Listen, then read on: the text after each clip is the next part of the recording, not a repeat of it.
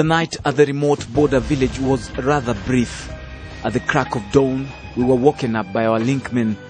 They informed us that the onward trip further north across the Ethiopian border was just about to begin.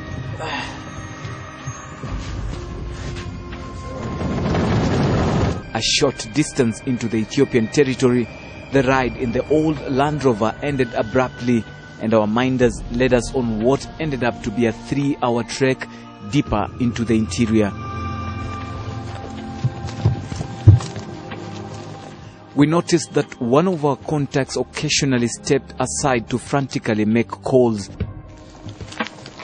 Then the walk resumed through the still darkness and on to daybreak. Our linkmen adorned plain civilian clothes, perhaps to disguise themselves. They would pass for ordinary citizens. Throughout the long trek, our OLF minders carefully covered their tracks, literally. We noticed the last man on the queue swept the path with a branch to remove any trace of footprints.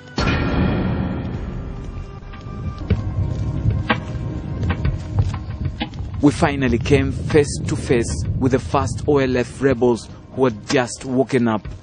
This point marked the radius of their territory.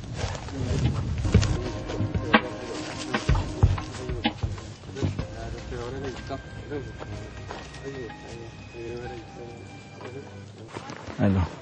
How are you? Hello. I come. Yeah. So we've been walking for almost 2 hours now, and this is the first point that we get to meet the OLF fighters. We are told they are more on the other side, and that is where we are heading now.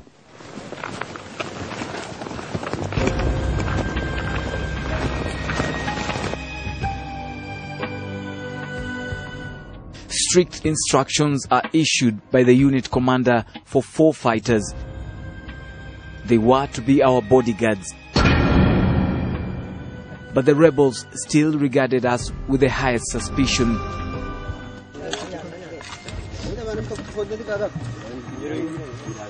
With a whole day's journey ahead of us, the fighters ensure they have enough food to take them through the wilderness. It is this moment that we first experience a culture shock occasioned by a rather unusual practice of feeding each other.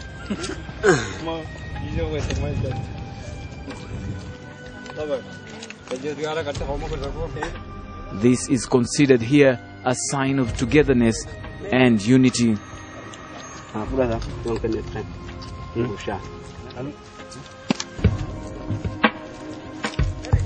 This small band of about 20 OLF fighters are said to camp at this site to ensure our safe entry into the radius of the rebel territory.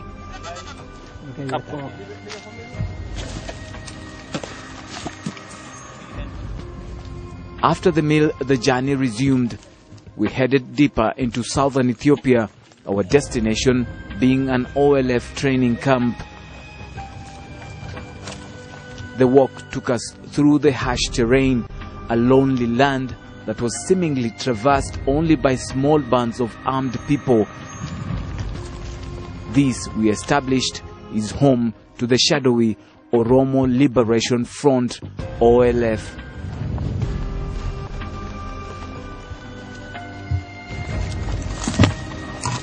The Ethiopian army tactic against these rebels has been to ambush them as they traverse the wilderness, and this has been partially successful, and we noticed the rebels are deeply cautious of this.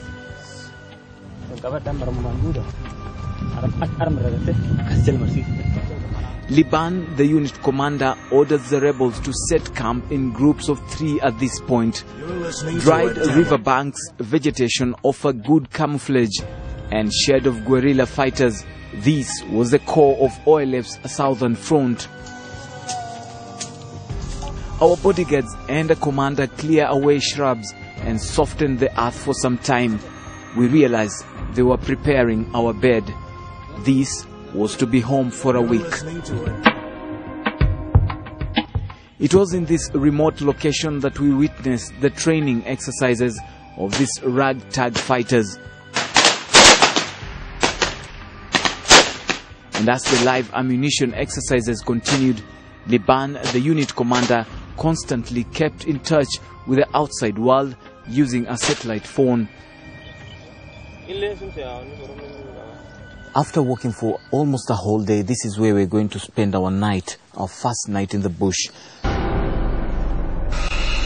Gurache, which means black in Oromo language, is only 19 years but highly respected for his bravery.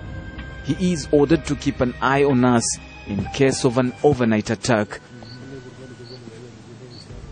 A hyena's laughter, attracted by food leftovers, and the songs of the rebels keeping vigil in turns, characterized our first night in the bush.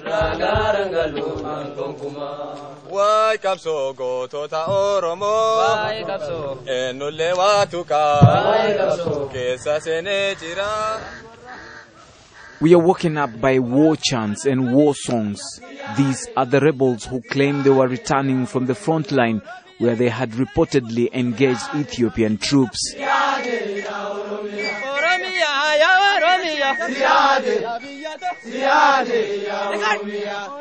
Song and dance is part of the lifestyle of these rebel fighters. They sing to motivate each other, and through songs they share the stories of their lives.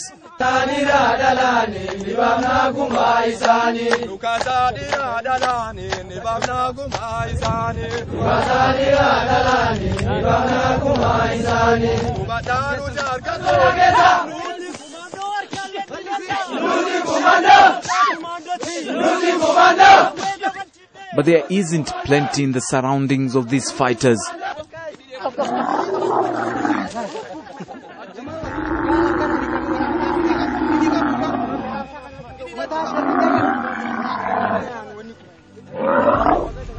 Food is so scarce that the slaughter of a camel is considered a major ceremony.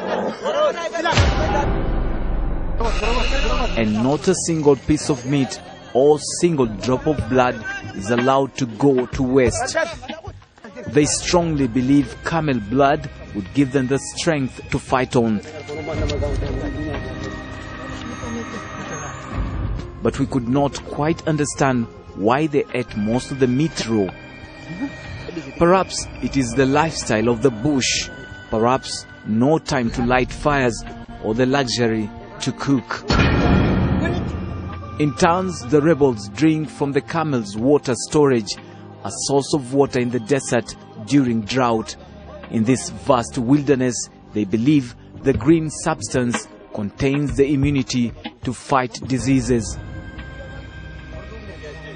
And just perhaps it does.